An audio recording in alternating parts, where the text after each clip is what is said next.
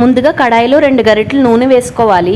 నూనె వేడెక్కిన తర్వాత 1/2 కేజీ శుభ్రం చేసుకున్న చికెన్ ముక్కలు వేసుకోవాలి. తర్వాత రుచికి సరిపడా ఉప్పు వేసుకుని ఒకసారి బాగా కలుపుకొని మూత పెట్టి హై ఫ్లేమ్ మీద మగ్గించుకోవాలి. ఇలా మూత పెట్టి మగ్గించుకుంటే చికెన్ లో ఉన్న నీళ్ళన్నీ ఇలా బయటకు వస్తాయి. ఈ నీళ్ళన్నీ ఇంకిపోయేంత వరకు మగ్గించుకోవాలి. ఈ నీళ్ళన్నీ మగ్గిపోయిన తర్వాత ఇప్పుడు ఇందులో 2 పెద్ద ఉల్లిపాయలు ఇలా చిన్న ముక్కల కింద కట్ చేసి వేసుకోవాలి. అలాగే ఒక 5 పచ్చిమిర్చి ఇలా పొడుగ్గా కట్ చేసి వేసుకోవాలి.